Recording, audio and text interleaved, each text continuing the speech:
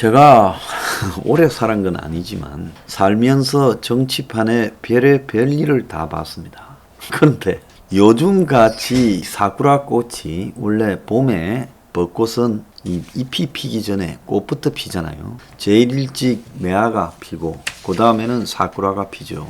자, 뉴욕에 가면 그 포토맥 강변이라고 뉴욕 강이 있습니다. 뉴욕시를 우회하는 강이 있어요. 자, 그 강변에 보면 과거 일본이 기정한 왕벚꽃이 한참 만발합니다. 봄이 되면요. 참 일본은 일찌감치 미국에 오늘날 세계 강국 미국을 잘 애쳐가고 왕 사쿠라를 미국에다가 이렇게 선물했고 포토목 강변에. 그래서 그 시즌이 되면 일본은 미국의 주요 정치인들에게 파티니 뭐니 이런 걸 통해 가지고 미국을 수도 워싱턴 DC의 사교계의 주인이 됩니다. 자, 그런데 한국도 여의도에 강변 뚝에 이 왕 사쿠라들이 아닌 일반 사쿠라들이 있죠. 그런데 거기서 한 300~400m 떨어진 데 국민의 똥당 당사가 있습니다. 문이 지금 대선을 갖다가 이기는 거는 기본이고 자기들 중에 누구를 선택할까 고민하고 있고 또 개헌을 차라리 가버릴까 고민을 하는 행복한 고민을 하고 있습니다. 얼마나 간이 부었으면 어제 박병석이가 구 여권 인물을 옆에 세우고 국회 국민통합위원회라는 조직을 만들어서 자기 밑에 거기에 정치분과위원장 유인태로 하여금 올해 안에 개헌을 완료한다라는 계획을 발표하게 했겠습니까? 할 일 없어서 유인태가 그러겠습니까? 유인태도 꼬리가 899개는 달린 여우죠. 박병석도 한 799개는 달린 여우입니다. 이 둘이 단수가 보통이 아닌데 그냥 그러겠어요? 그 자리에 약간의 이견을 제기하는 척 했지만은 둘러리를 썼던 그 동당의 원로들은 또 뭐겠습니까? 결국은요.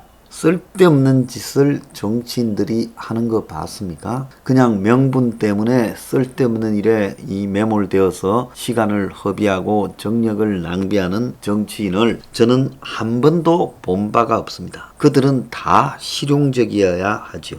그래서 문이 지금 강력하게 매우 실용적으로 개헌을 원하고 있다는 것도 분명한 사실입니다. 조만간에 여야의 주요 후보들이 아마 약효가 다 바닥이 나고 그들이 이제 집에 가거나 조용히 사라지는 길을 택할 가능성이 매우 높다고 저는 보고 있습니다.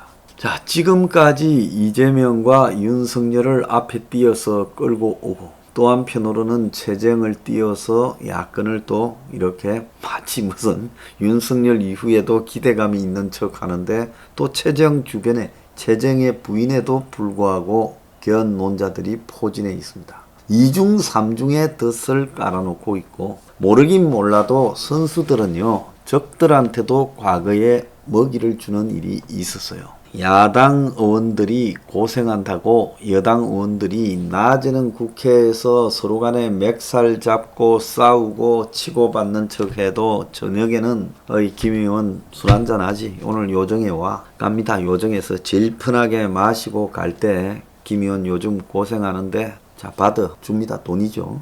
자, 그 돈은 어디에서 나왔고 누가 줬을까요? 정보기관이나 이 청와대 핵심에서 관리하던 돈을 여당 의원을 통해서 야당에게 주는 거죠. 그래서 야당 의원의 활동 자금을 선별해서 그들이 꾸려가는 사쿠라 의원들한테 돈을 떼줬습니다. 전두환도 마찬가지지 않았습니까? 국보위로 쿠데타에서 정권 잡고 국보위 띄우고 그러면서 기존의 야당을 해산시키고 야당의 주요 정치 지도자들을 연금 추방시키고 가짜 야당을 만들었죠. 그때 민한당, 민권당, 국민당 이런 걸 만들어 가지고 당신 여기 대표에 당신 여기 대표에 대표까지 만들어주고 거기에 들어갈 전직 국회의원이나 정치인들도 정해주고 그리고 당 만들어하고 돈까지 각각 나눠주고 당사도 정해줬습니다.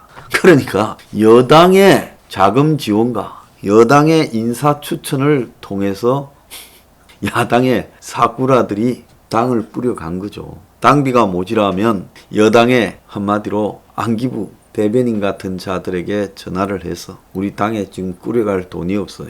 얼마 준다.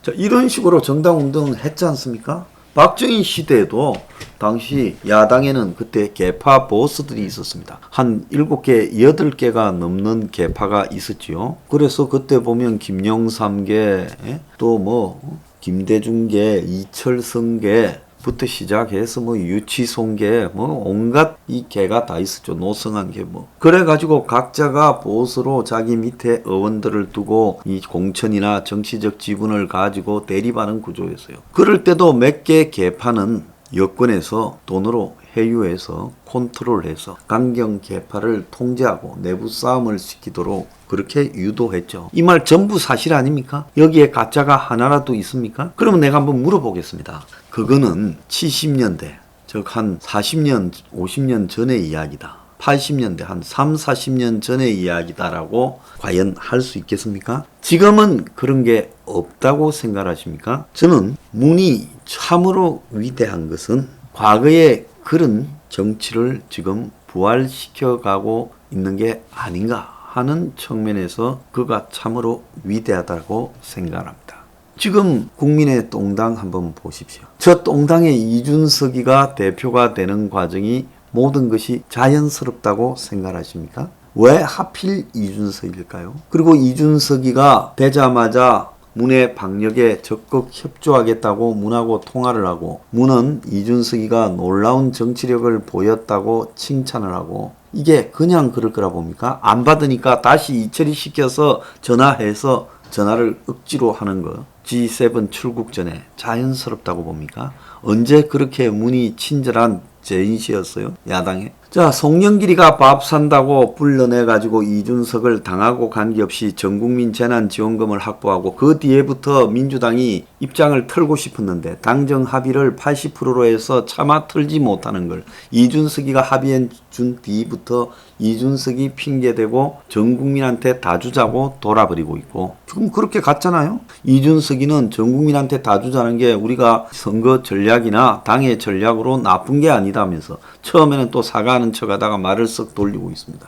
이런 게 정상적인 상황에서 우연히 벌어진 일들이라고 보십니까? 자, 윤을 띄우고 이제 윤을 두들겨 잡는데 공영방송부터 유튜브까지 다 동원해서 잡습니다. 자, 윤이 차라리 안 나왔더라면 어떻게 됐겠습니까? 차라리 야당 내부에서 어떻게든 뭔가 새로운 주자가 나올 수도 있고 또 자기들끼리 싸우면서 투쟁력을 키울 수도 있고 그런데 윤 때문에 지금 한 2년 시간 동안 야당이 윤한테 다 넘어가 있었죠. 야당은 그냥 야당 간파만 있었지 자기 대권은 윤이라고 많은 사람들이 생각하게 만들었잖아요. 당에 있지도 않은 그리고 중도나 좌파에게까지도 외연을 확장하는 윤을 기대고 있었잖아요.